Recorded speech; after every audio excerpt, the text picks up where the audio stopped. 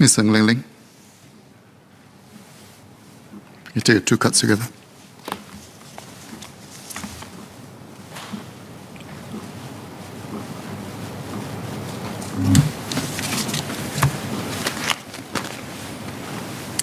Mr. Chairman, the Population in Brief 2021 continues to report an increasing trend of our citizen population aged 65 years and above, with the proportion growing at a faster pace compared to last decade. From Census 2020 data, we know that 22.8% of this group of seniors are living alone or with their spouse only. As our population ages and family sizes decline, more seniors are likely to have only themselves or their spouses to support them in their old age, and many may require community care at some point in time. I'd like to continue to call attention to integrate housing and care needs for our seniors. During the budget debate last year, I strongly supported the community care apartment model piloted at Harmony Village at Bukit Batok. I'm glad to hear from the MND COS session yesterday that more of such community care apartments will be launched, and I hope MND will spread them island-wide to benefit more seniors. A related issue that I hope to raise is incorporating senior care services in new BTO projects with flexi two-room flats. During my walkabouts to newly completed BTO projects in Bangkok Crescent Estate in Jalan Kayu, which consists of mixed room types between 2 to 5 room flats, I noticed that the flexi two-room flats are mostly occupied by seniors living alone or with their spouse only, many of whom have chosen to downgrade to a smaller flat in their advanced years, mostly in their 70s and 80s. BTO projects in newer estates consist dominantly of younger families, and the social and community services around them tend to cater to these needs. I would like to thus suggest for coordination among the ministry between MOH, MND and MSF to profile the BTO blocks with a larger number of seniors in two-room flexi flats to provide integrated senior care support in addition to services for young families. In fact, if more intergenerational community services that cater to both social and health well-being of our younger and older residents together, it will be beneficial to the community as a whole. Next cut. Mr. Chairman, in my COS cut last year, I raised the concern of maternal health of mothers and its impact on their children. With our birth rate continuing to slide, every child born is precious to us.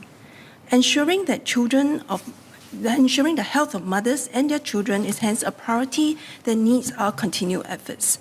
I'm glad to hear that MOH has developed a child and maternal health and well-being strategy to provide comprehensive support to women and their children spanning from preconception to youth age 18. These are formative years with many critical milestones. I hope to have more updates on what are the new initiatives and how the strategy will address health needs and mitigate risk factors of mothers and children in Singapore. One emerging risk that I would like to highlight is on children's screen time usage and addictions. According to data from IMDA, internet usage among children aged 15 years below increased from 69% in 2016 to 92% in 2020. COVID-19 has intensified the usage of technological devices for communication and entertainment. A study done in 12 countries on those aged 8 to 36-month-old showed that children's screen time increased during COVID-19 lockdown relative to before. The study found that many caregivers who had to juggle both caring for children and working from home had limited access to other activities to occupy their children's time, and this resulted in screen time being the only way to occupy their children. An informal study done by the Straits Times in February this year with several counselling agencies showed that the number of cases they received for intervention regarding screen time addictions rose by up to 60% during the circuit breaker period. I also note another Straits Times article published just last Sunday introducing a set of guidelines by a work group led by KK Women's and Children's Hospital aimed at supporting parents to instill better daily habits from birth, helping young children get enough sleep and reducing screen time exposure to improve their health and well-being in the long term. I would like to raise two suggestions for MOH's consideration. Firstly, can we support the good work of the work group led by KKH, which I mentioned earlier, by supplementing their guidelines with toolkits, play resources, and other practical help to support young parents and educators in the early childhood sector to be trained and equipped with strategies to manage screen time for children from early childhood.